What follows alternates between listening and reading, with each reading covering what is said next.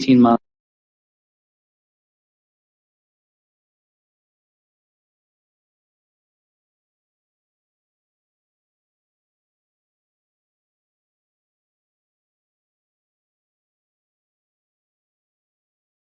And a short list of what the most important community-driven values are that our community most wants to see the district honor. And so we have this short list of measurable outcomes. And what our board started to do in August was adopt a monitoring calendar so that at least once a month, the public should see us getting a report on to what extent is the district moving those most important student outcomes, to what extent is the district honoring those community-driven values. And tonight is the first of those updates.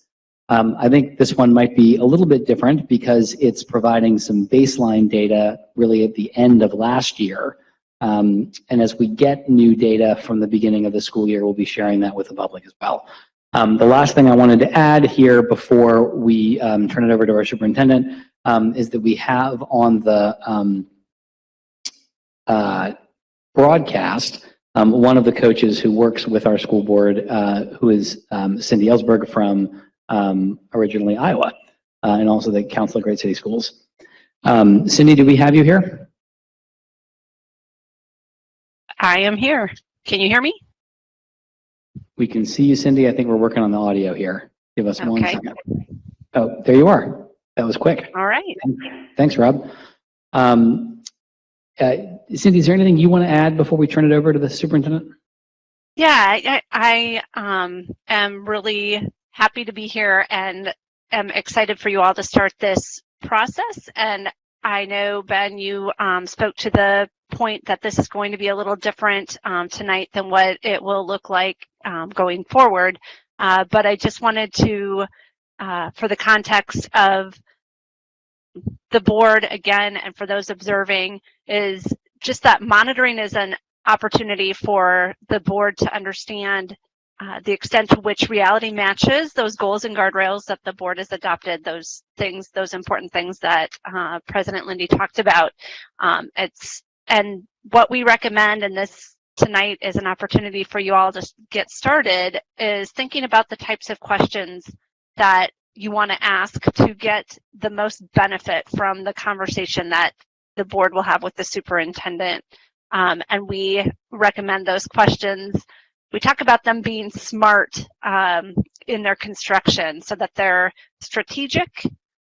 They're about strategic issues rather than technical and tactical issues. However, as you're continuing to set the baseline and target data, you might have a few more of those technical questions, that they're measure focused and on specific metrics that are provided, ask oriented, that they're open-ended, that you get the opportunity to hear what the superintendent knows, and that it's about being results focused, asking those questions rather than sharing opinions, and finally time bound.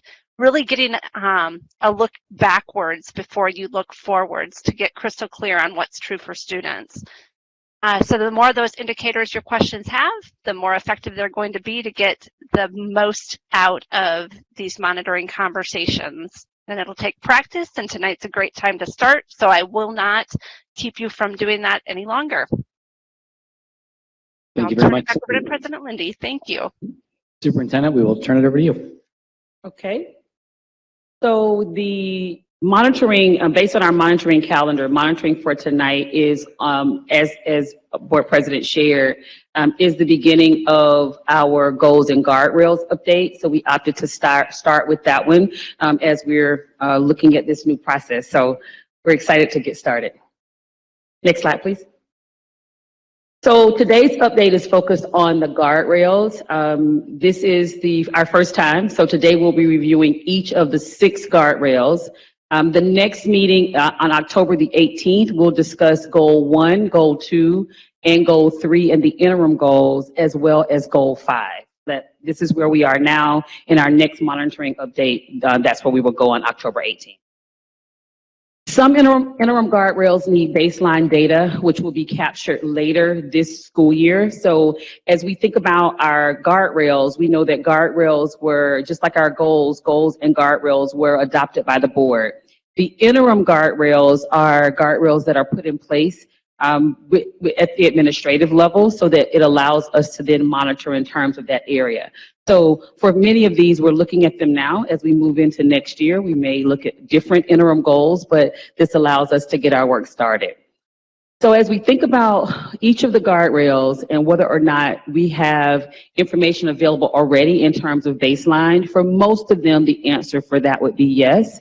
The areas that we are looking for baseline or collecting baseline information on this year would be Guardrail 3C, which is favorable communication, Guardrail 4A, RFP diversity, Guardrail 4B, vendor diversity, and Guardrail 6B, favorable partner feedback. The other thing that's important as we think about our goals and our guardrails is the data that we collect as we're going through this process. The data needs to be data that we're able to collect objectively. And so for some of these areas, it's not just about the anecdotal data that's provided, but what is the instrument that we are using that we will use consistently to get feedback in each of the areas. So the first guardrail is the superintendent will not ignore the needs and talents of the whole child by providing for students' mental and physical well-being through academics, the arts, athletics, civic engagement, career opportunities, and leadership development. So for this guardrail, we would say that we're establishing the target. Our focus here is the percent of high school students participating in arts and athletic-based extracurricular activities will increase from 56.8 in May of 2023 to 60 in May of 2025. And I also would like to call out that May of 2025 is 2 years before the actual target is to be actualized. So it gives us an opportunity to look at the area, see if we're seeing improvement in that area, and then look at doing some readjustment as necessary. So for our actuals for this year, we see overall 56% of our students, 56.8%, almost 57% of our students are participating in arts or athletic-based activities. And this information comes specifically from the roles of the athletic activities as well as the assignment to the arts areas. So moving forward, making sure that we're looking at how any other extracurricular activities are determined. So to make sure that by the time we get to 24, 25, we've at least met that particular target. And as we monitor along the way, we may get there faster, which means that we would then continue to look at how we grow in this area for our students. The next one is Guardrail 1B, the percent of elementary school students who have a favorable response for a sense of well-being on the Panorama Survey will increase from 56% in May of 2023 to 60%, from 56%, I think I said that, in May of 2023 to 60% by May of 2025. And one of the things that I do want to call out here, if you recall from when we did our presentation for Panorama, there are different metrics in terms of the number of individuals or surveys there are and whether or not there is a statistical relevance. So the first note is the 2023 data is based on 5,853 responses, spring responses from the students. That's the first thing. The second is well-being is taken from the belonging topic overall. So on the Panorama Survey, in the area of belonging, that is where this metrics comes from. And a 1% change in favorable responses is statistically significant based on Panorama. So the fact that we're looking to increase that from just that 1% to 2% does make it a little more challenging, but we believe that with the work that we're doing with our students, we'll be able to do that. We also noted here that we did the breakout by thinking about the different subgroups. And so we did it, of course, by race, but we also included information for our general ed population as well as our special needs population. And so we see that everybody is right around the same in terms of sense of well-being. So that gives us a good baseline. Sense of well-being varies the sense of well-being is very similar across all of the student groups, and that's something that I addressed on the last slide. So you saw, this is just another way of looking at that last slide that really shows all of the students are right around the same when it comes to the way that they think about well-being. The next guardrail is this superintendent will not allow discriminatory or culturally insensitive disciplinary treatment that results in disproportionate punishment among students to go unaddressed. So our first guardrail here, the percent of K-12 African American, Hispanic, and multiracial students with a Category 2 infraction compared to white students will decrease from 15.4 points in May of 2023 to 12.5 points by May of 2025. This is an area that we had a lot of discussion around. We believe that we're establishing the target here as well, but we had a lot of discussion around this because we do anticipate, as we focus this year on making sure that we're getting clean disciplinary data, that we may see an increase in data before we see a decrease. And I know we talked about that. We talked about that previously at the board level because the goal is to change behavior. It's not just to change numbers. And so it's possible that we will not see this particular decrease, but we will see improvement in many of the other areas. But this is the guardrail that we're going with right now. So we're going to start with that, and then we can collect the information, the data, as we move forward from there. I do also think that it's relevant that we call out we see on the slide the disproportionality of our students, of our Black and brown students as we think across the board. We also know in our district, we have more Black and brown students in the district. So as you're thinking about the denominator, there are a larger population of our Black and brown students as well. So we're establishing the target here. We're working to reduce the equity gap from near about over, 3 times as much for students of color to 2 times as much by 24-25. And really, we want to go less than that if all of our systems come together so that we're able to do that. But that gives us a concrete measure in which we are to start looking at. And this graph allows you to see specifically across the period of years that this is not a new challenge in the district. This is something that's been a challenge for a period of time. Next slide. Guardrail 2B, the percent of K-12 African American male students with the Category 2 infraction compared to white male students will decrease from 20.4 points in May of 2023 to 13 points in May of 2025. And we are establishing this target as well. And we see again the gap that exists between our white male students and our Black male students. We want to make sure that's an area that we focus on.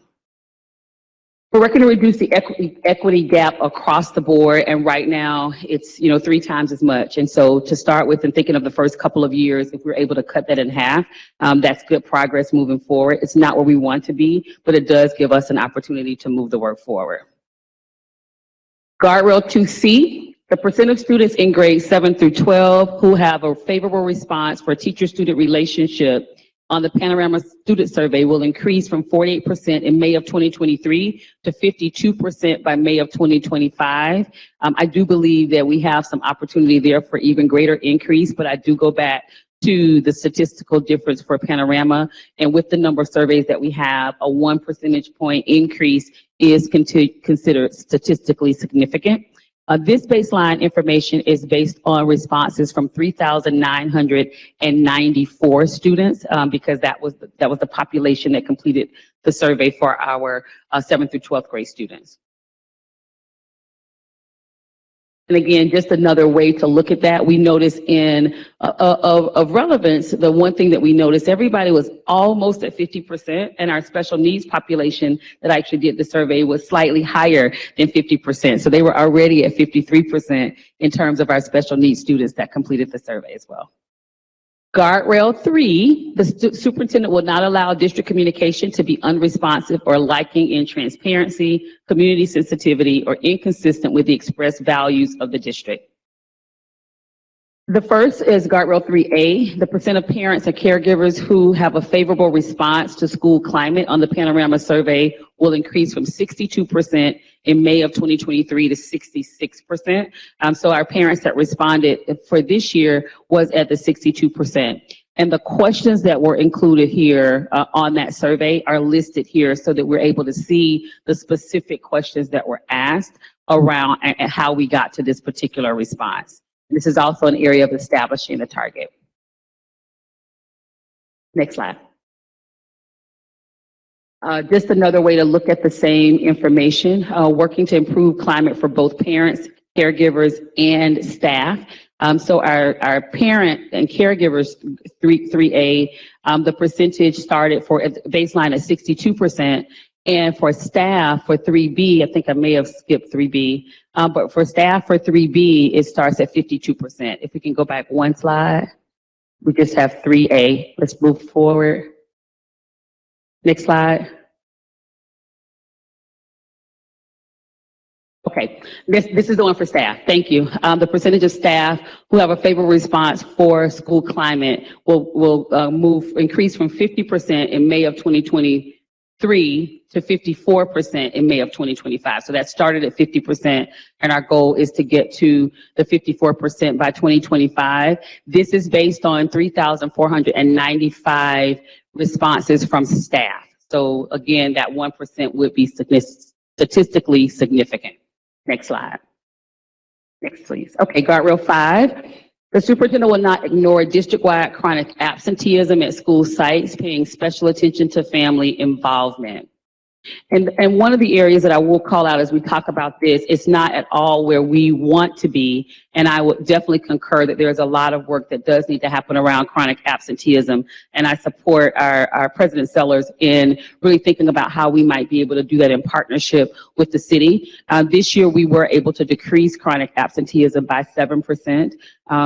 From last year to this year, and so that's an area of focus for us as we go into this current year. Guardrail 5A, the chronic absenteeism. Our goal is to decrease from 45.9%, which is what actual was for this year, which was a 7-point decrease from the year before, to 36% by May of 2025. And as we look at the breakdown, we did include data here back to 18-19 so that we could definitely see, we know 19-20, that number there, of course, was the year of COVID. And so the way that that's determined there is just a little bit different, but that's why you see such differences in terms of the numbers. And you also notice that that there was the jump from 2021 to 21-22, and then we were able to go back and reduce that so that we are lower than we were in 2021 and 2020 and 2021. So we have surpassed that. So now we believe that we're on the right track to make sure that we are meeting the target, and then ultimately getting to hopefully the state target for that as well. Next slide. Guardrail 5B, the percentage of K-12 African-American students with chronic absenteeism will decrease from 53.2% in May of 2023 to 39.2% by 2025. Again, still a very high number, but when we look across the board this year, we were able to reach the first year of coming back after the pandemic. We were able to go back and make sure that chronic absenteeism was less than that. And so now continuing to focus in this area as we move forward. Same guardrail, the percent of K-12 Hispanic students with chronic absenteeism will decrease from 44.3% in May of 2023 to 32.3% by May of 2025.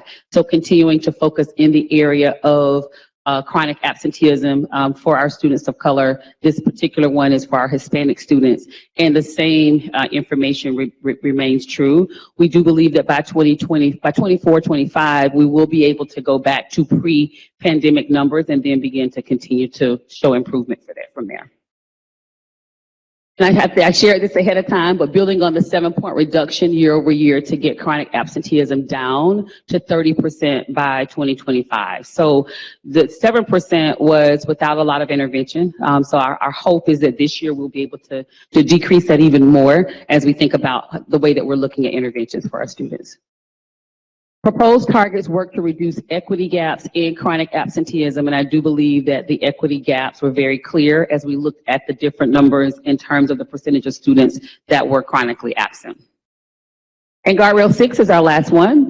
In pursuit of equity, the superintendent will not ignore the value and number of community partnerships, community access to facilities, and decision-making at school sites.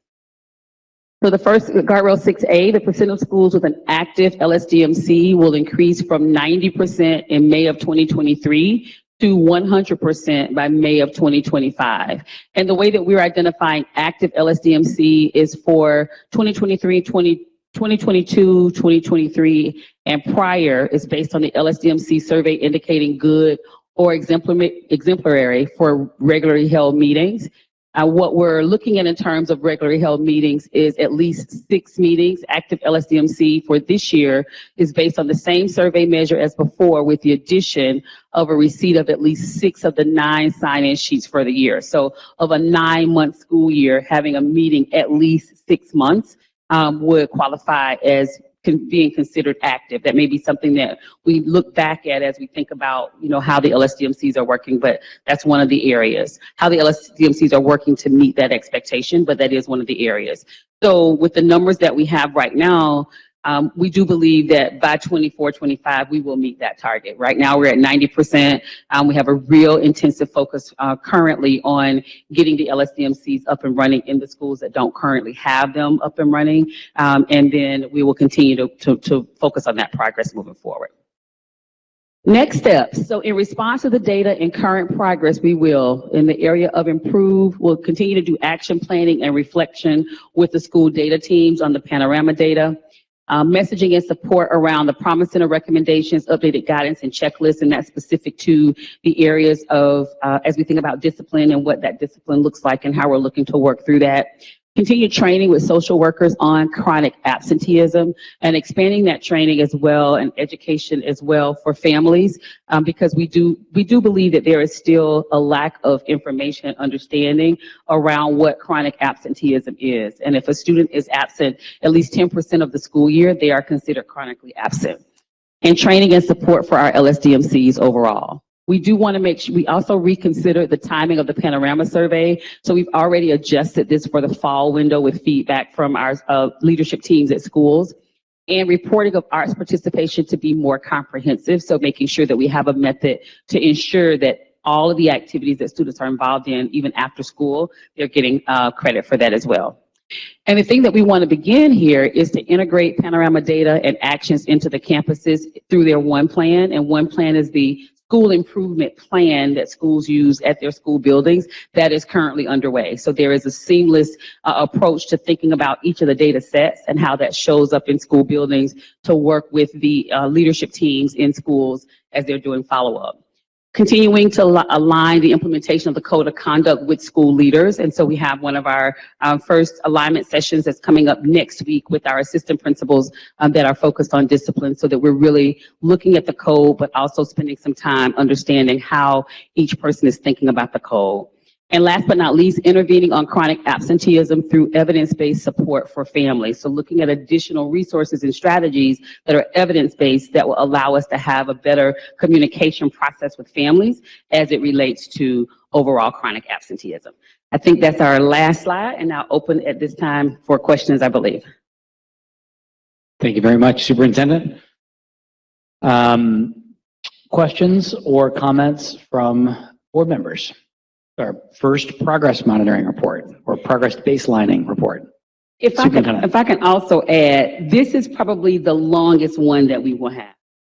For the other goals, we wanted to get all of the information out for the guardrails to start with. But when we look at the monitoring calendar around the goals, we broke those up so that we're not doing so many of them at one time. So I just wanted to flag that I realized that there was a lot of information in this first one, but it was listed in our monitoring calendar, so we did want to make sure that we presented it tonight. This is the very group of people who gave you 6 guardrails. So if anybody's going to complain, it really shouldn't be the group of us. But thank you. Any comments or questions from board members on our first progress monitoring / baseline update? And it's okay if there aren't any. I think in future, Ms. Bolton's reaching for her microphone. So Ms. Bolton. Thank you. I appreciate it. I'm probably not supposed to say this, but I care so much more about the guardrails than I do about the goals. Largely because as a retired teacher, I I look to the professionals to get those goals reached. It's not usually me that wants to defer.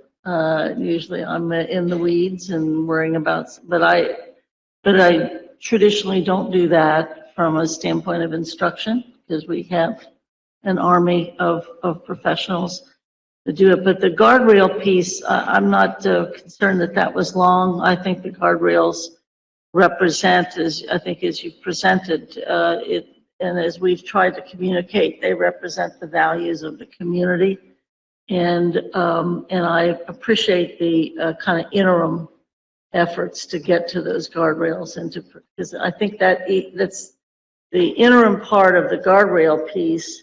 It really is telling us how y'all are going to, and we are going to behave, and what we're valuing. It's more so than whether the decimal moves somewhere on the goals. So I'm particularly interested in how we embed, and I think that's what's happening with the guardrails, is embedding the guardrails in our activities together. That's why I think the guardrail, part of the reason that they're so important, and that they represent the community's values as expressed by the board. So I appreciate, you can take all the time you want on guardrails. Now, when you start doing this goal stuff, I might be doodling over here a little bit more, but appreciate Thank you for your confidence in me. I appreciate that.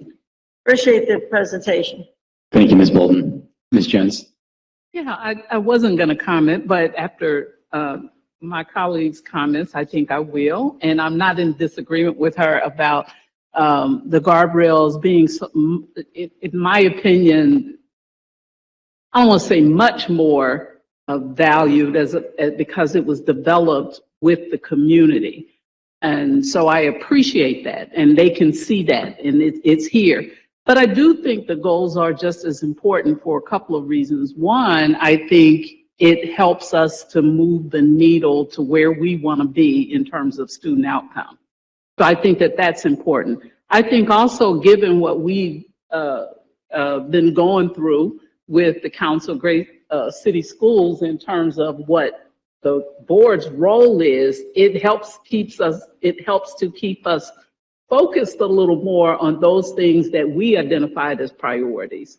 So in that, I do appreciate it. I thought the report was very comprehensive. It was a lot of information, and you said it'll be shorter next time, shorter and much more specific. But I think this is a good start, and I'm looking forward to the progress monitoring aspect of this. Thank you, Ms. Jones. Dr. Moffitt? So I appreciate the detail. It was very, very, very lengthy, but I do appreciate that it's going to be shorter, sooner, that I'm not dozing.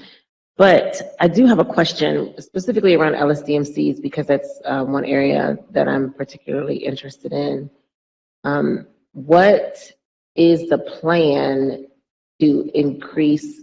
I know our engagement team is working very, very thin. So, like for instance, we have a parent coordinator with a staff of 1 for 66 schools. So what is the plan? What is just the plan to do that? How does that look in real time? I think it's aggressive to have 100%. I didn't know we were at 90% now, but I think that it sounds like it would take more staff. What does that look like? So much of that work is also being led by the schools team. And so working with the chief of schools and the high school transformation chief as well, because a part of it is getting that work established, but it's not just that one person. That's in terms of the parent champion, I think is who you're referring to. In thinking about it, the focus in that area across the board has been the full team. So you have the parent champion, you have the chief of family and community engagement, you have the schools team, all working together to make sure that we are able to work with the leaders in the school to identify who are those that are ready to move forward and really understanding what their work should be. So we did our initial training, I believe, for LSDMCs, I think it was last week. was for this particular group.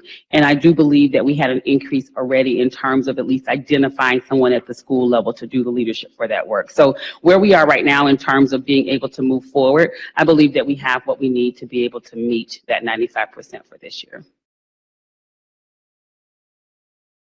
And then when you talk about chronic absenteeism, and it was in our goals and guardrails, what is the role of social workers? We made a significant investment in working on that from a personnel standpoint and investing in social workers. What's the plan for that?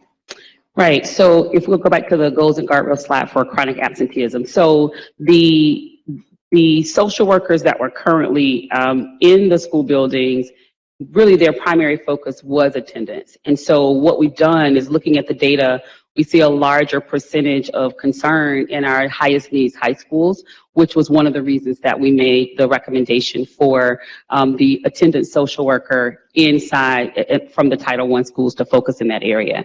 And so that work is really being looked at in terms of a few different things and some resources to help schools better monitor. One of those is making certain that there is additional training around coding for students, just purely making sure that attendance is taken for students and that's taken consistently on a regular basis. Even if a person is absent, even if a teacher is absent, someone in the school needs to make sure that attendance is done. The second thing is the first line of defense for attendance is generally with the teacher. And so assigning individuals to give additional support for teachers in terms of being able to make contact with families. One of the things that we're looking at in terms of an evidence-based strategy actually takes technology into consideration and does some immediate contact with families when a child is absent from school. And so it starts with the absence, but at least it's letting families know that this is what's happening with the child. I think the proactive approach is what we're currently doing, and we started at the beginning of the year as a part of our code of conduct reviewing with students what it means to be chronically absent, making sure that they're aware that even if it's an excused absence, it still counts against them. And so we want them to know how that works for them, because that's not something that they can recover. The third thing is educating schools around the recovery possible. So the 3 different layers in terms of thinking about chronic absenteeism. It changes from day to day based on the number of days you've already been in school. So there are some students, if a child has already missed 18 days, for example, that child is already chronically absent and there isn't anything that we could do about that. However, as you move forward, if there are students, depending on the number of days you've been in school, identifying who those students are, doing the attendance intervention, planning sessions with them so that they understand if they could change their behavior, which would then keep them from being chronically absent. And the fourth, which is not one that's the most popular, but it's really important that we also look at our younger students when we start thinking about attendance. There are younger students that are not responsible for getting themselves to school. And so how do we follow up with families and work with families to make sure that students are attending school?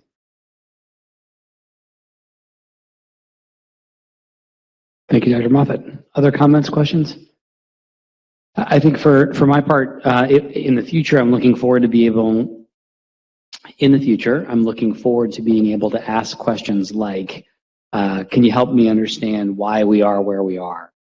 What if that was surprising? What if that was as expected? Can you talk to me about how you're thinking about where we go from here and why? I look forward to doing that when it's appropriate. And I think that'll be when we have some mid-year data. But I think this puts us in a really good position to be able to have those conversations as we go through the year.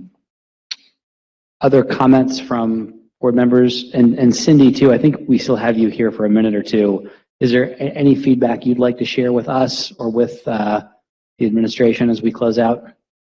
No, that was I think that was a great update, and I can appreciate Board Member Bolton's comments. Some of us are going to have more affinity toward the guardrails, but those are what are really, once you start monitoring the goals, I think that you'll also see the effects of these guardrails in how you're able to achieve those. So, and how these will really set the district up to achieve those as well.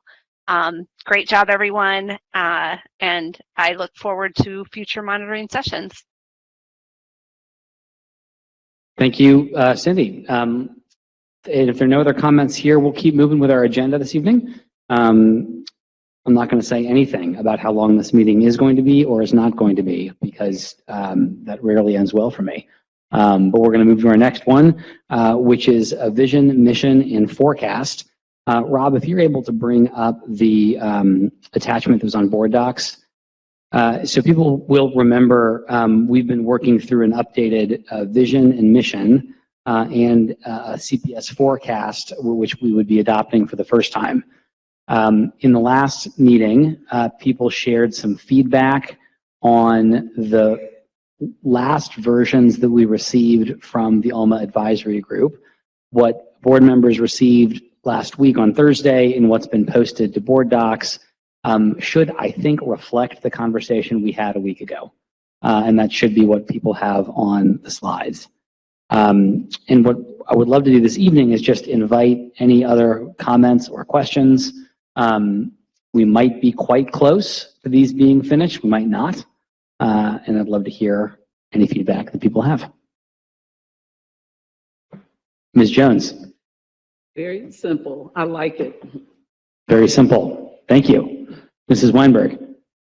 I'm going to say that I like it as well. There is an extra there Yes. in the first vision statement, so I just kind of ignored that one. But I did have a Always question, trust the teacher. for Board Member Bolton, where she added, our district will be fiscally sound and financially sustainable.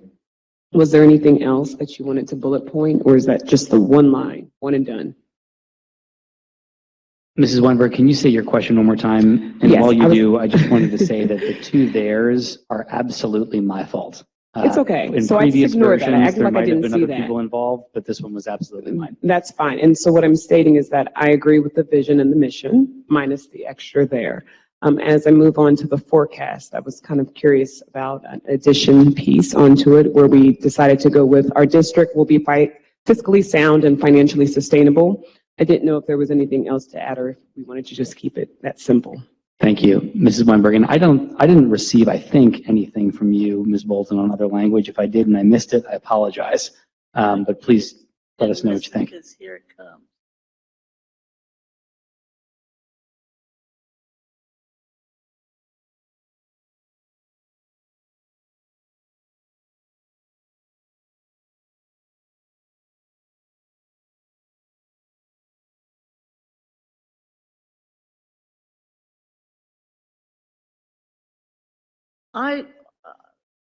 I like the vision and mission as it appeared.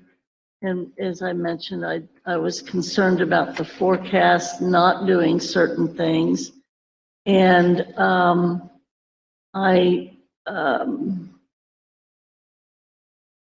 I'd like to propose some of these additions or suggestions for the forecast. The first four, because I don't know if we finished our discussion about vision and mission, but I agree with the ladies to my right that I liked that. So let's pause there for just 1 second, then we can go to the forecast. It sounds like from Mrs. Weinberg's perspective, absent the typo, and from Mrs. Jones's perspective and Ms. Bolton's perspective, the vision and the mission read well. Dr. Moffat, do you want to share any feedback on the vision and the mission? Okay, so then I think let's talk about forecast also, but what I would propose then is we put on the agenda for the next meeting a resolution that adopts that vision and mission.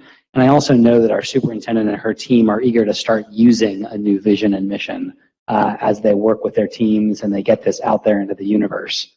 Is there any objection? There's none from me, but I'm curious from others, if we were to give them tonight our support for, as they see appropriate, starting to use this vision and use this mission. Don't we need to vote on it? It's just a point of order. Sure, we can also vote on it tonight if people are comfortable with that. I think what I'm hoping to do is, if things that need more time, give them time.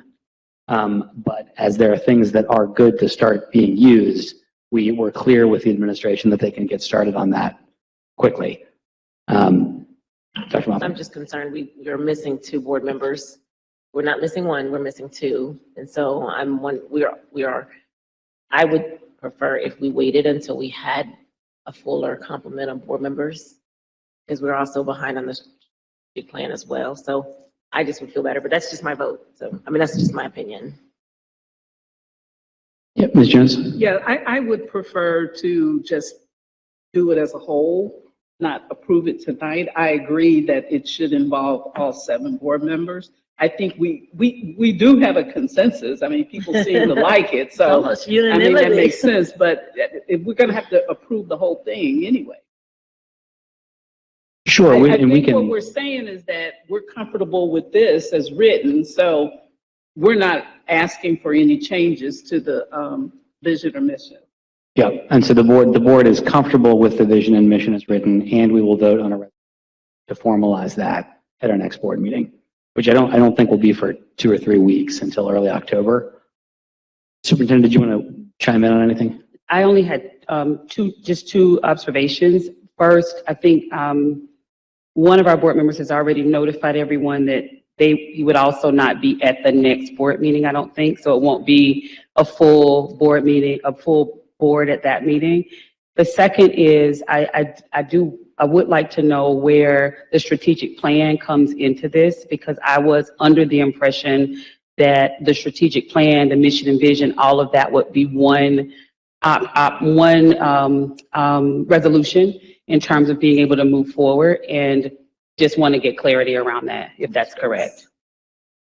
I think that's what I was Okay. trying to say. All right, thank you. One vote.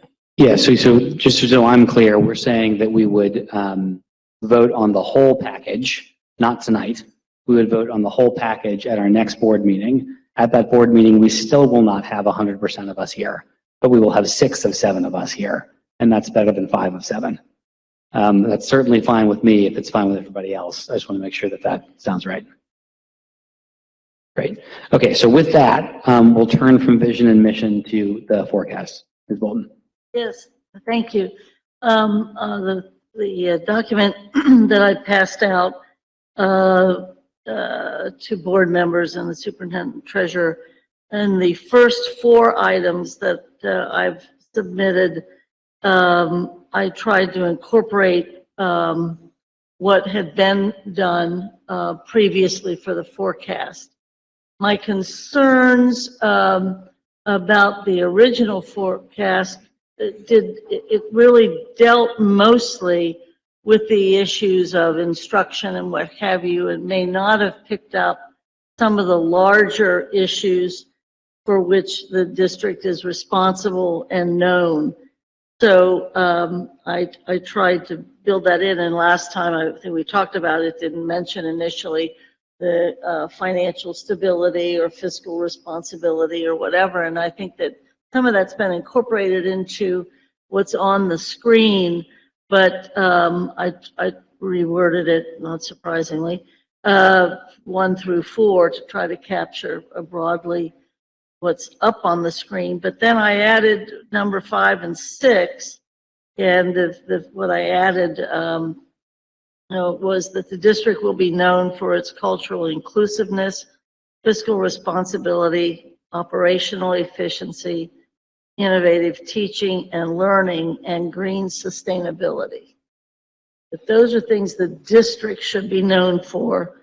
And then I also added this number 6, and I think it's in the wrong order in the sentence, but it basically, because this is draft, the district, through providing excellent schools, will be a full partner among decision makers determining the region's economic and cultural development. This is something that is an issue. It came up, if you will, even in our combined meeting last week, where not always is CPS, as the largest provider of workforce and the largest educational force in the district or in the region, we are not always at the decision table. whether we're talking about obviously the abatement issue or whether we're talking about workforce development. I was thrilled that the city involved the CPS in the green initiative. I think that's the way we want to do, we want to be. And I just, this is a first kind of draft. You can ditch it or whatever, but I thought if we could discuss it, it makes, I think these are broader and more inclusive and a little bit less specific. And I think they, I'm kind of, and I'm saying this, the first one about the success will not be determined, which is sort of where one of the items was in what's on the screen. Success will not be determined by tests alone, but by the degree to which students accomplish their uniquely designed educational plans or learning pathways. That's something that's come up in policy. I know it's been an issue through student achievement over a number of years, where indeed there is this hope and there is this requirement in part to have individual educational plans, not only for our kids that have particular challenges, but that everyone would have it. So that's, I just tried to incorporate that. And then I did get the employment piece that people would seek our students and our graduates, and also using a Great City Schools terminology on number 4, the families, community partners, taxpayers, and voters will assume ownership of the district and be able to practice participatory decision-making. Because according to the Great City Schools folks, the people, those are the folks out there that own the district, and that we represent them. And I wanted to try to pick up that was fascinating to me as something that they had suggested. And then I want people that care about public schools, and particularly in the urban setting, to come here and work. So these are just some suggestions based in part on what's been already submitted, and just to see what you all think. But I do think that 5 and 6 are a little bit more than what's on the screen. Thank you, Ms. Bolden. So are you suggesting that we replace what the Alma Group had here with what you've shared with us? Well, of course, I'd like that, but I'm not suggesting that that's what we would all come up with. I just tried to create some different language that I think is a little broader and harder to reach than what is up on the screen. On the screen, it looks a little bit more like a list and an explanation of some. It's more of an itemized piece, but just as a thought. Thank you, Ms. Bolden. Thank you. Ms. Jones. Yeah, as I stated in my first comment, and I think I've said this all along, ever since the forecast first came out. I like this because it was very specific, it was very direct, it was short, it was sweet. I do think, so in one aspect, in the proposed changes that Ms. Bolton is suggesting, I think a lot of the wording here is already incorporated in concept with it. I do think there may be some opportunity to tweak or either add something relative to 5 and 6 that isn't already included. For example, number 5, Ms. Bolton's number 5 says the district will be known for its cultural inclusiveness, fiscal responsibility, operational efficiency, innovative teaching. That's a lot for one bullet forecast. But we did speak to cultural responsiveness and inclusiveness. If that's the word we can use, fine. I think we did speak to fiscal responsibility. The innovative teaching and learning, I think, is there. The green sustainability, I think, is inherent in the work that we do. I don't feel like it has to be separate. I don't think it has to be in and of itself. And then the innovative teaching is also inherent in this. So there may be, I would be willing to look at some opportunity to maybe tweak 5 and 6. And my suggestion would be to tweak 5 and 6 to add one more bullet or something like that. But for me, I prefer the very straightforward language that's already there. Thank you, Ms. Jones. Mrs. Weinberg. Yes, thank you, Board Member Bolton, for giving us this. I'm going to say that I agree with Board Member Jones. I actually like how the forecast looks currently. The one thing that I would add is I do like your number 3 and your number 5.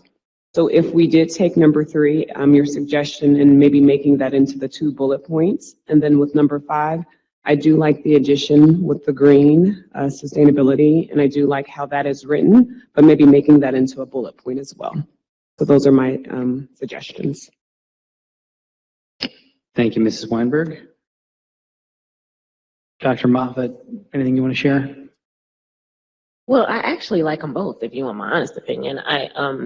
I think that Board Member Bolton's proposal expands on some things that I don't think are inferred inherently. I think that we do need to say green sustainability, because that's an initiative that can help us save money.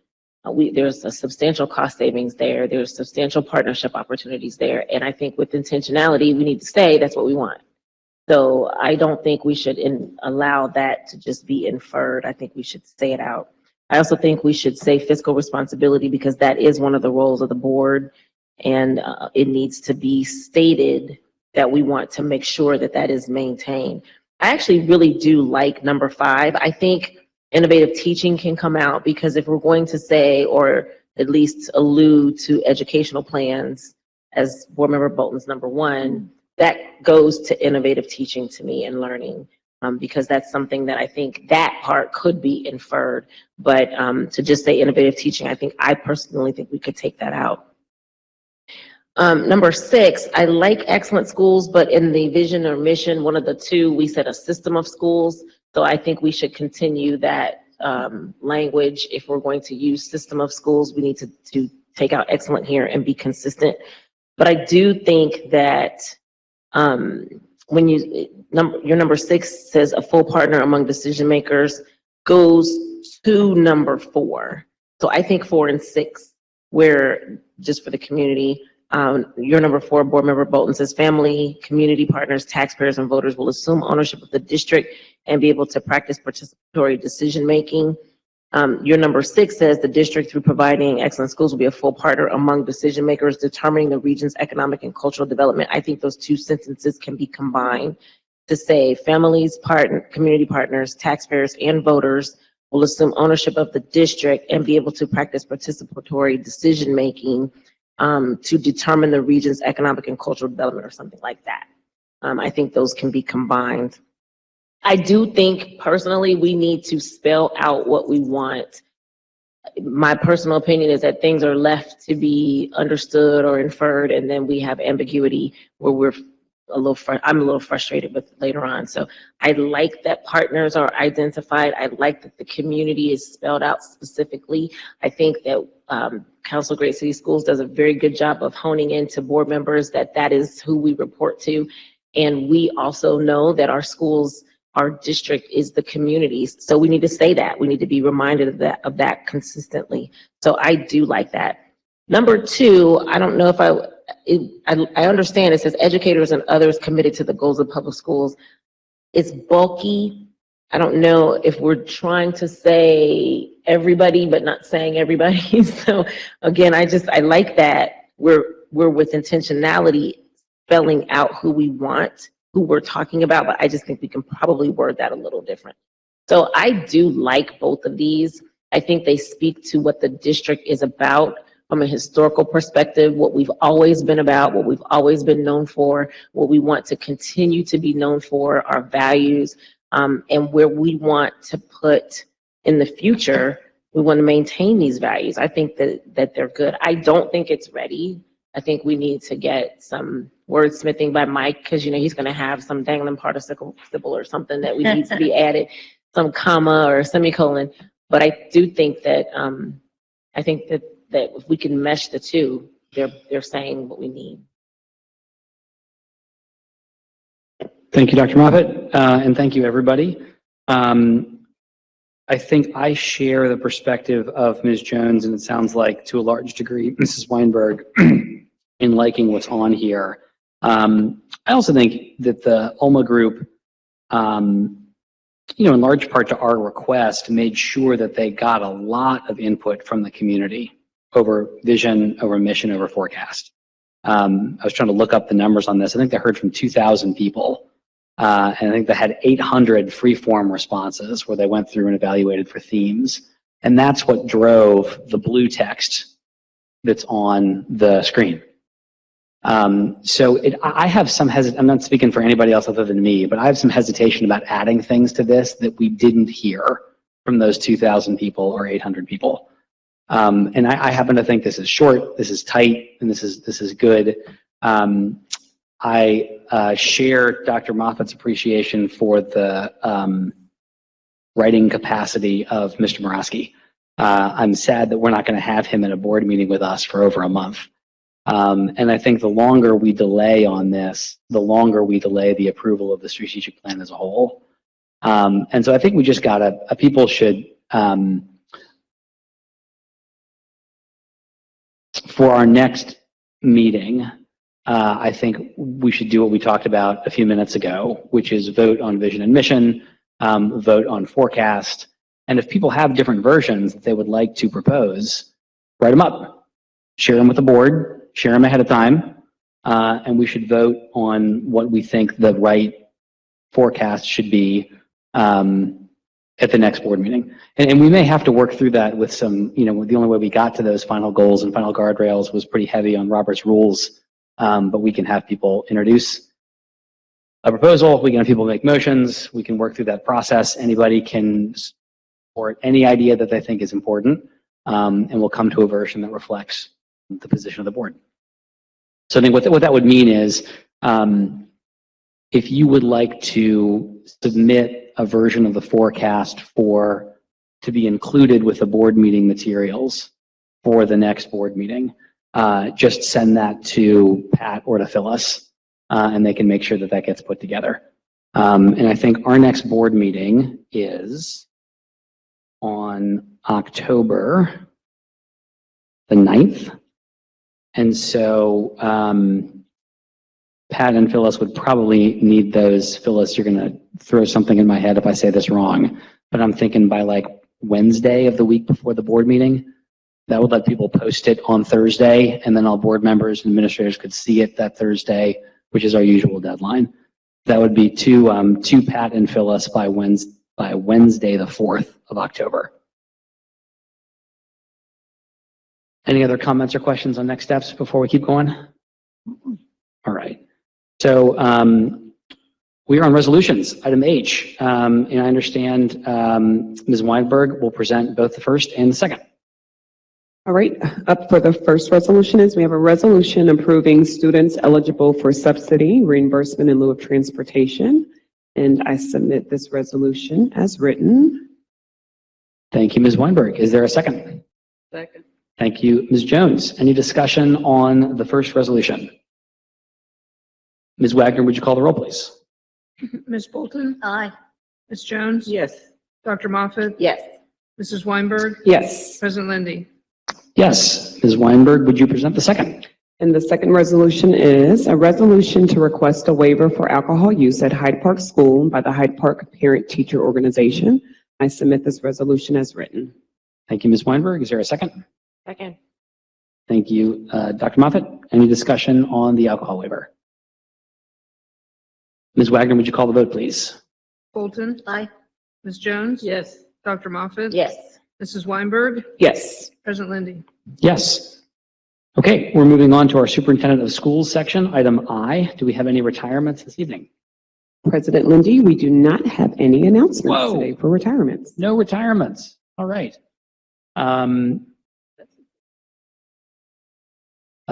We support retirements here at CPS and thank people for their wonderful careers. And it's also nice to have an evening where we don't have a ton to read. Is there a motion to accept the recommendations from the superintendent this evening? So moved. Thank you, Ms. Jones. Is there a second? Second. Thank you, Mrs. Weinberg. Any discussion or questions on the recommendations of this? Ms. Bolton? Yes, thank you very much. And I hope that I believe it's on page 9. And Part B, we have an important appointment. And I don't know that, I know that the board has not seen a resume for that particular position, and I would hope that we could see that prior to voting on that position. Is that the right? Which Page 9. B. Yes, 9B. 9B, first item. It's such an important appointment, and I'm not sure that we're fully briefed as to that person's availability or acceptance. Do you have a question for the administration, Ms. Bolton? No, I'm just saying, I think it's such an important position. I think that we probably would need to discuss it. Are you making the motion to amend the report or the recommendations? Yes? Yes. Who introduced the motion? Mrs. Wagner? I think I did. Ms. Ms. Jones? Is that a friendly amendment? Awkward. Rather than not answering your question, is it a friendly amendment? I think what it's going to require is it's on the floor as a vote. And then there's the option for a board member not to vote on that. So that's the option. Otherwise, if I'm understanding it, I think there's a reason why Ms. Bolton is questioning it, but there's been no opportunity. I don't know if anybody else is questioning it, if that makes sense. So I Yeah, don't know what that to do can about certainly be that. fine. The folks can vote how they would like to vote. Either from the superintendent or any other questions from board members? It reminds me, there was a few ago that I had issues with, and that I did not vote for in that particular section. And any board member can certainly vote yes or no or abstain as they fit. And I think that sounds in keeping with past practice and perfectly appropriate. Just making sure that if there was a different motion that we follow that. Superintendent? I think my question here would be, in conversations that we've had with the board has requested and I've shared resumes for principals and assistant principals. There was not an ask for me to share resumes for other positions. This is a director position for the positive school culture position, and there hadn't been that ask previously. So that's one of the reasons that the board has not received any additional resumes for positions that we're hiring or recommending as a part of the organizational structure. Thank you very much, Superintendent. That's certainly consistent with my memory and experience as well. Other discussions or questions, Ms. Weinberg? I just was going to ask, what did I miss? What? I stepped out for a hot second. What did I miss? Ms. Bolton, do you want to share your comment or concern or question again? I have a concern about an item that is for appointment, and it's page 9, Part B, first item. We've not seen a resume, and it's such an important position, and the superintendent's right. We've asked to see when it's a principal or perhaps sometimes AP.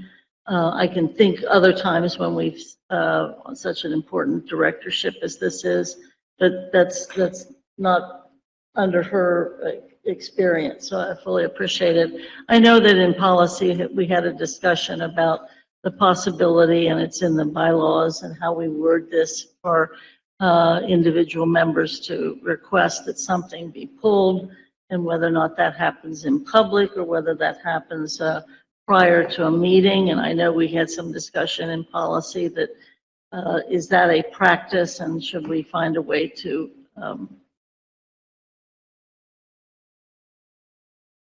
formalize that process or keep it as it is, which is informal. But I've expressed a concern about this one item, and either it's be an amendment, but we've never done that before. What we've done is the pull or not pull, or as Board Member Jones mentioned, individual board members can vote against something. Thank you very much, Ms. Bolton. Other comments or questions? I have a question. Dr. Moffitt. So I'm not hearing, and I guess I'm calling for a point of order. I'm not hearing that you want it pulled necessarily. You just wanted to have discussion about it, if is my understanding. We haven't had discussion. We could have done discussion in exec session, but I didn't even know that was on there, to be honest with you. So I think the amendment was, the amendment to the motion was to pull that for further discussion. I think to vote against something, to have a board member vote against something when they just have points of clarification doesn't sound to me like that's fair. To ask for further clarification or further discussion, which we should be, I mean, we can always go into exec session now, but that'll mess up our timeline again now, because that's where we could discuss employment of a public official. So I'm just asking for a Point of order. Yeah. I thank you. I think Ms. Jones was correct that in the past, the way we've handled this is people can vote yes or no or abstain on individual items. We've not typically done amendments for recommendations from the treasurer. Is that what you were going to say, Ms. Jones? Right. And I also disagree. And here's where, I think we get confused about what we ask the superintendent for and what our role is. And I do believe that we do have some oversight of the organizational structure. I do not believe that we have the authority to, I shouldn't say it that way. There's not a need for us to look at everybody's position. And obviously there is some concern that Ms. Bolton is expressing about a particular person in a position. And I'm hesitant to pull it because a person has an issue. Well, and it follows the same line that we went through before when we had that discussion in executive session, and I had an issue and put it out for a vote. I think Thank you, Ms. Jones. Dr. Moffitt, go ahead, and then I haven't had a chance to go yet. I'll go after Okay, you. I apologize. I think I just want to clarify things that you stated since you shared them publicly. What you said is that we discussed it in executive session, which we did not do this time. And I don't think that Board Member Bolton or anyone that is asking a question about something that's on the recommendation is necessarily voting against it, but they are allowed to ask a question because it clearly needs a board member's vote for approval. So I was always under the impression, if you have a question about something, it's not a vote for or against, but if you have a question about something, it's employment of a public official, that should be done technically in executive session. I didn't hear Ms. Bolton say that she was voting against it or she wanted to. I thought I heard her say she just had questions about it and she wanted it discussed. You inferred that she wanted to vote against it, which I think is my asking for the point of order is she's just wanting, the amendment was to have it pulled for discussion. I think procedurally, we're out of line with this. And in the executive session meeting, I actually did not bring the issue to the conversation. The superintendent brought it to the conversation and I added to it. I was fully prepared to follow the board process, which is I dissented and I wasn't going to have any discussion. It was brought to the executive session, not by me. I get it. Thank you, So Ms. Jones. I didn't have any And thank you, questions. Dr. Moffitt. Hold on. I didn't have any questions about it. I just want to be Yeah. clear because I think we're way out of line with the process. And I'm going to bring us back. Procedure. The way I'd like to have a chance to share my perspective too, because you've heard a couple Okay, times from a couple Well, I just wanted people. to make my point. Thank you. Because it was raised. What I was going to share is, I think what we should do is what folks are suggesting and follow our usual process. Part of that process is a chance to have discussion, so I'll share my part of that discussion here, which is that both by policy and by our contract with the superintendent, the expectation is not that the board make personnel decisions. And so I think that is squarely in the domain of the superintendent, and it's also squarely in the domain of any board member to vote as they see fit. And that is totally appropriate. Are there any other questions or discussions about the superintendent's recs that have not already been raised? I have a question. Dr. I Muppet? just have a question about that position. That's a civil service position? That should be civil service? I'm just asking about the position since we were here. Correct, it's not considered certificated. Any other discussions or questions on the superintendent's recommendation?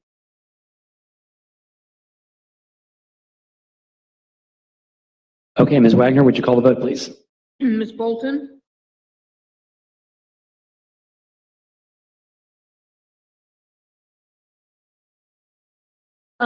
Yes, except for page 9, item B, part B, item first. Ms. Jones? Yes. Dr. Moffat? Yes. Mrs. Weinberg? President Lindy? Yes. Moving on to our treasurer's report, report of the treasurer. Is there a motion to adopt the report of the treasurer this evening?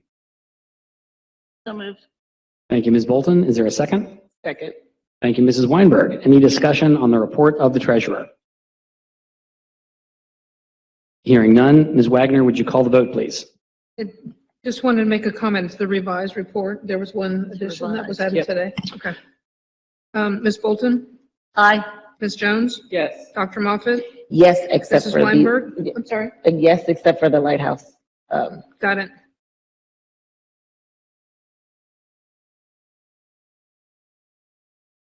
Mrs. Weinberg? Yes. President Lindy? Yes. Okay, as we move into, yes, Dr. Moffat? President Lindy, I just want to clarify. Jen, my vote was yes, but I abstained from that vote. Got I'm it. sorry. Thank you. Okay, very good. As we move into part 2, the last chunk of our agenda here, we had no board matters submitted for discussion this evening. Do we have any inquiries or updates? Mrs. Weinberg. Yes, I have one inquiry, well, one update, and I guess probably for quick discussion. Just noticed that how the board and superintendent will communicate and work together. We're supposed to review it and update it annually. It was passed August the 15th of 2022, so this is something that we need to discuss and update, or I think just talk about it, I guess. Noted and well taken. I really appreciate you bringing this up, Mrs. Weinberg. This was a piece of the contract with the superintendent that once a year we would review our communication protocol. We've, I guess, in a way, been doing a lot of that through the bylaw review, but we should create some time at our next meeting to check to make sure, and I think the timing there is good, Mrs. Weinberg, because I think the policy committee has a set of recommendations on the bylaws to come in the next meeting. And we could decide as a group, yes, this squarely addresses all the things that we should be talking about. We could decide as a group, gosh, there's something that's also really important that we should talk about, but we should absolutely make sure we do that. We'll make sure that's on our next meeting. Thanks. Did you have any others? I had one other, but I'm going to save it for when we discuss this, is pertaining to this, so I'll save it for the next meeting. Okay. Any other inquiries or updates? Ms. Bolton? Yeah, just a few. I think the administrator, we've heard in policy and we've heard elsewhere, and I think the superintendent referenced it today too, that there's the LSDMC handbook. And I think that traditionally has been adopted or needs a formal adoption by the board. We did check with general counsel in policy about, we're presuming that the updates that have occurred, and it's great to do the update of the workbook or the handbook, whether or not they match the policy regarding LSDMC. So that happened in policy, but yes, the board usually passes, adopts the LSDMC handbook. And my other question was, I think has been dealt with tonight about strategic plan, and also the fact finding, we did that. Oh, and then the other piece is whether or not there's an update regarding the zoning effort for the Rawson property. General Counsel and I spoke about this last week, so he's going to come forward.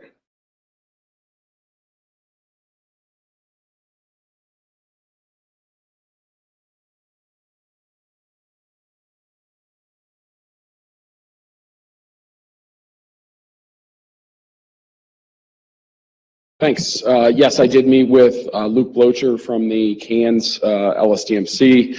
He's formerly in the city solicitor's office and so has lots of experience with respect to zoning.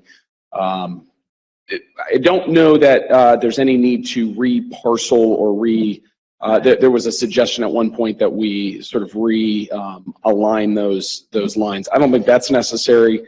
What is necessary is a determination of how the cost of any interior improvements to the property. And that I understand is underway with Elevar. We should have is it Elevar? Yeah, we should have an estimate very shortly on that. Next steps in terms of zoning would be to go to, make sure that we have the endorsement of the Clifton Town Meeting, and then it's a hearing process with the hearing examiner. I might, it's the same old. I mean, it's just a little concerned about the fact that the art folks that, you know, with whom we've had discussions years ago, their building is up.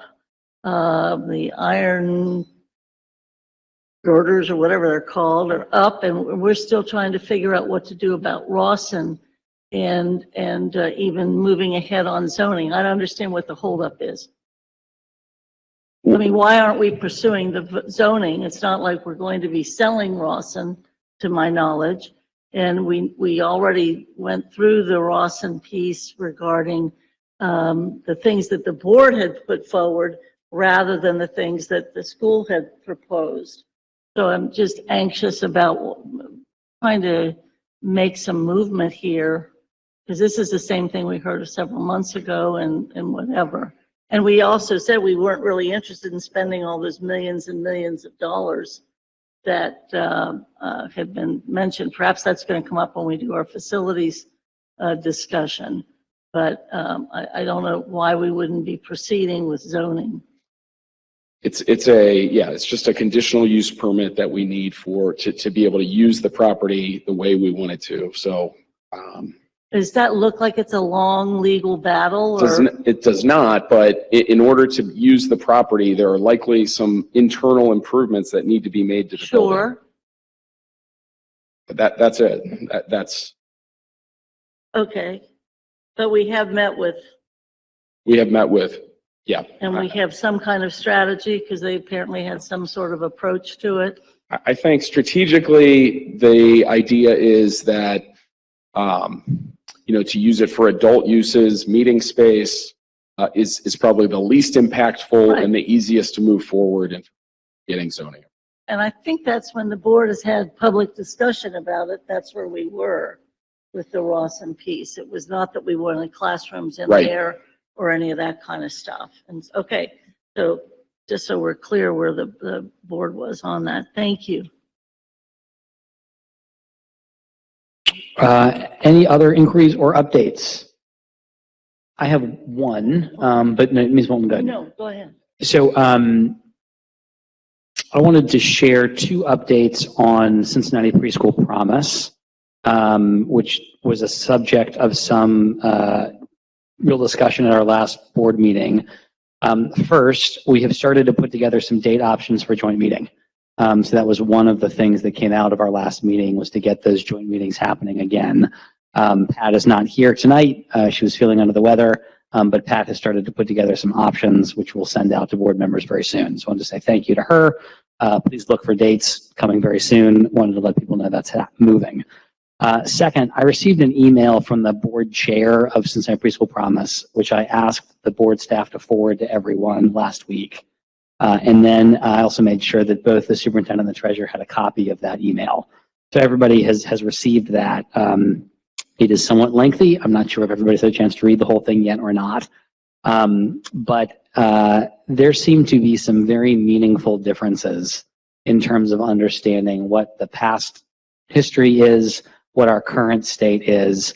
And I will just share, having read through that pretty carefully, having been engaged in our past discussions, I feel pretty disoriented sometimes about which end is up. And I say that descriptively with no blame towards anyone. It's just been challenging for me to get a sense of where are we and what's going on. My personal take on what to do with that is to try to move this process forward. And the request from the Preschool Promise Board chair, which everybody's received, is that we get the negotiating team starting to work on that process quickly. And so I was just interested to hear what the board thought of that idea. As I understand it in the past, from talking to former Vice President Jones, and also from Elisa Hoffman, was that the board, in negotiating the master agreement for the first time, delegated somebody to do that work. And then the request from the Preschool Promise Board chair was that that be the president and vice president of both boards, along with the administration. I just wanted to hear what people thought about that idea.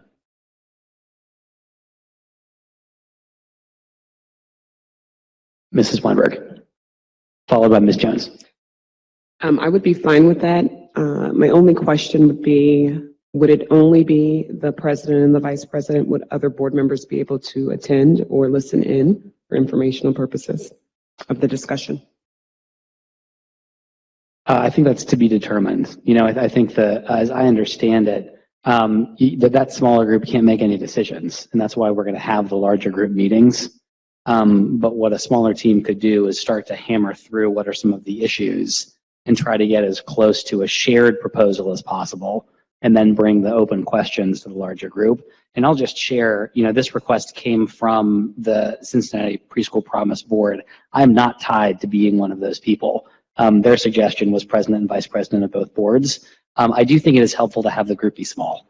I think the more people who are involved, the harder it is, even as the big decisions have to be made by both boards.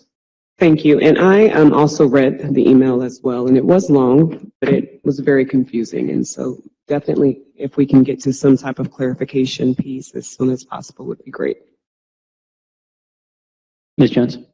Yes, I'm going to offer a suggestion for what that structure might look like, but just going back a little bit, things have changed a lot. Both the composition of their board has changed, the composition of our board, the leadership, and all of that. And I do think time has gone by, and I think this is timely for us to pull it back together. What I remember, having been a part of that process, is that it was a small task group that was comprised of the superintendent, the treasurer, legal counsel, and I believe you're right, but I'm not sure if it was the board president and vice president. But my suggestion would be to have that small task group be comprised of the superintendent, the treasurer, legal counsel, Ms. Bolton, because of her historical, she was there from the beginning, and then either you or the vice president, one. And in terms of the whole board,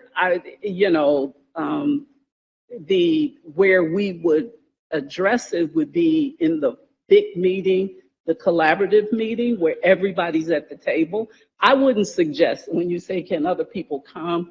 I can't say you can't go, or any board member can't go.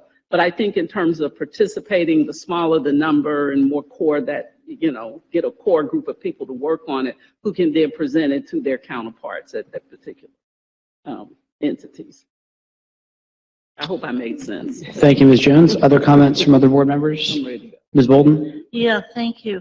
I would insist that the treasurer and superintendent be a part of that as well as general counsel. This is a financial matter.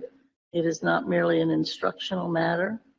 And I think that's very important. Yeah. Okay.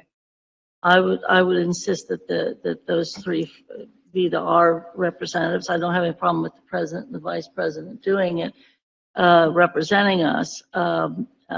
That's fine. I do think that what it had was that I think Hoffman was involved, but it was finance committee that was mostly involved with the entire experience, and it was awful. It was awful. And so it's very, very difficult. So I think that as their chair has suggested, is fine with me. I will say, though, that I would hope that whatever promises we made when we asked for the original vote and returned for the renewal, that promise to the voters was kept. So it's not going to be all of a sudden it is some new promises or something different, because we're going back to the very same people. Just so there's some historical knowledge as to what was promised, whether it was quality seats or how it would be divided or whatever. I think I would assign tonight an assignment that the administration go back and not necessarily just using the agreement, but indeed the tax levy information and what we sold to the people, because they voted and they trusted us, and we cannot afford to lose that right now. Thank you. Dr. Moffitt. So I appreciate former President Jones's perspective, but I think it's just a suggestion, and I do appreciate that. I disagree slightly, but I do think with Board Member Bolton's suggestion that General Counsel be their administration and our treasurer for sure. I am big on, I think the smaller the number, the easier it is to get things done, but there is a huge disconnect between where they interpret the historical perspective and the way you all, in the historical perspective people interpret it. At that time, I was a voter. I worked really hard with some former people to get CPP passed. I align with a lot of what he said, or a lot of what was said here. I'm going to just share that. As a voter at that time, as just a regular taxpayer voting for CPP, I was under the impression it was different than as has been described here. So there is alignment there. There's alignment here. I do agree with the one thing that was said here, and I'm gonna read it, because what was said is every day that we delay means that children, parents, and providers are underfunded during this time of crisis. So I'm really less interested, although I would like to be involved, but I'm less interested in haggling over who should sit at the table as much as I am that the table be formed and that people sit there and hurry up. I don't think it has to take 4 months. I just don't. And I also agree with much of what was said here. It doesn't have to take 4 months. And it also, let's not mince the word equity and say that things have to be equal on both sides, because that was the point that I understood and related with as well. But I do think it's time to resolve this. I think we need to start the task force ASAP. I think sometimes old people say a new broom sweeps clean. So maybe fresh eyes at the table are a good thing. And, the historical perspective can come in as well. But to always do what we've always done, we're going to always get what we've always got. Here you go. But let's really, really try to hurry up and stop arguing about who should sit there and just get this work done for the kids. So that's what I'm happy to sit there, but I'm also happy to just have the joint meeting between CPS and CPP after we've had really good, robust discussions for the kids. Thank you, Dr. Moffitt. Ms. Jones. Yes, and what we're doing now is rehashing what we said we wouldn't rehash.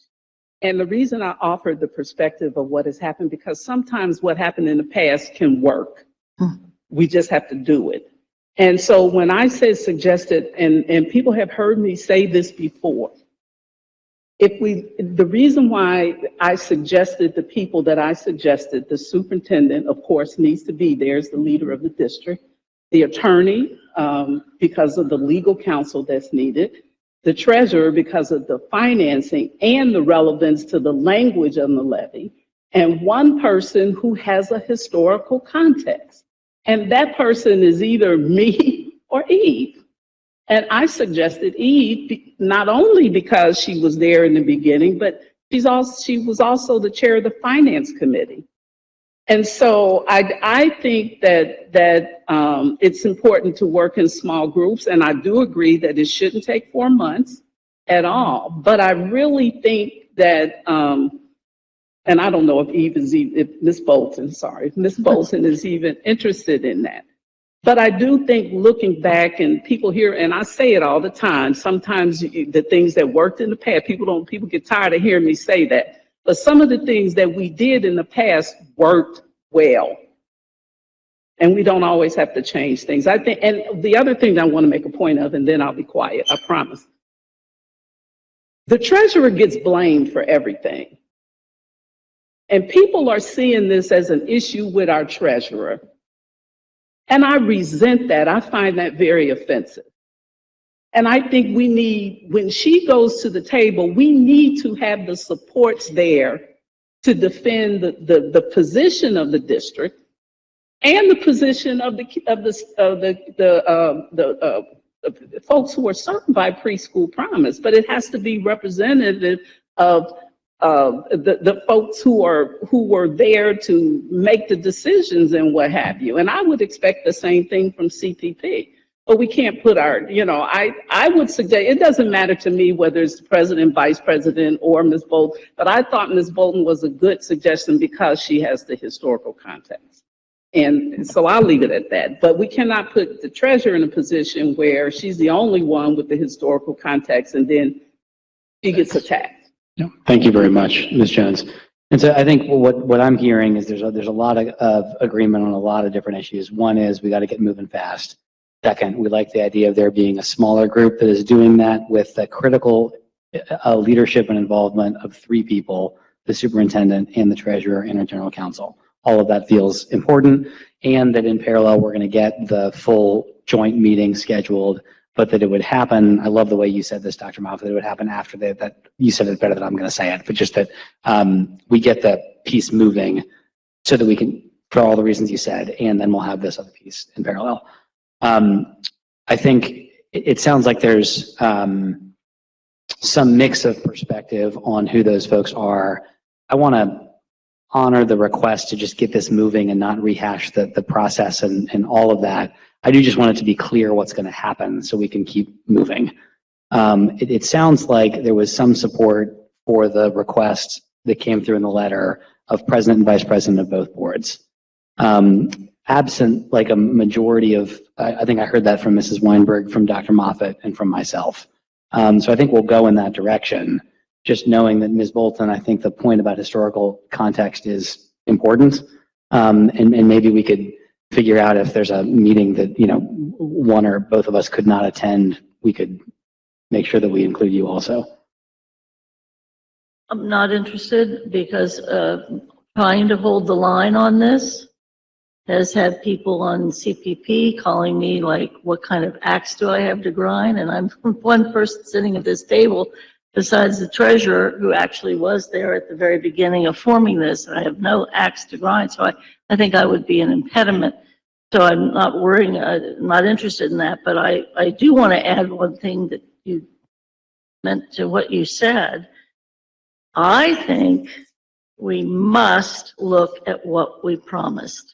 And whether it was interpreted one way by Kareem in some way or somebody else, we have plenty of publications as to what we promised. We have plenty of language that what was promised. And we have been to the people once, and we've been to them a second time for a renewal, and it's likely we're going to be in 25 back.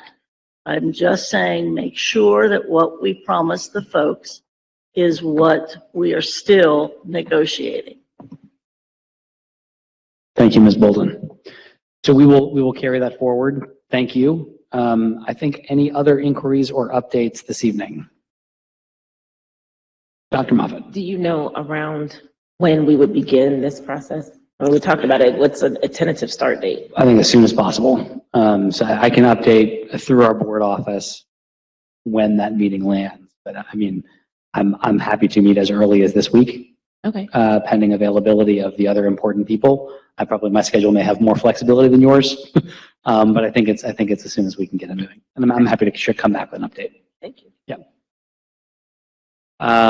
If there are no other inquiries or updates, do we have any assignments this evening? Ms. Bolden. As I mentioned, the assignment is to review the history of the initial vote and the renewal language as we went to the people, because that's really what actually matters. Thank you, Ms. Bolden.